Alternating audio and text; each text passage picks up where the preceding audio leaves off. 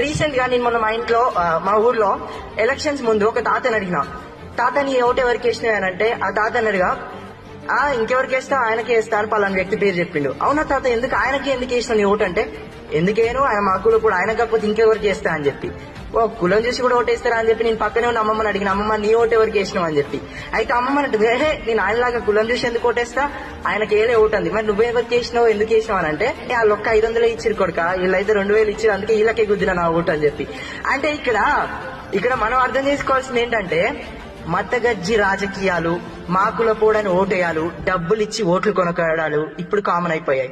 దీనికా స్వాతంత్ర సమరయోధులు పోరాటం చేసింది, ఇదా ప్రజాస్వామ్యం అంటే, ఇదా నీతిగా నిజాయితీగా? ఒక్కటి చెప్పండి, మీకు ఎప్పుడైనా గుర్తుంచుకోండి, నిజాయితీ నీతిమంతమైన నాయకుడైతే కుల మత వర్గ వర్ణ రంగు లింగ విభేదాలేవి లేకుండా ప్రజాస్వామ్యబద్ధంగా నిరంకుశ రహితంగా పరిపాలన జరిగేవాడే ఉన్నతమైన ఉత్తమ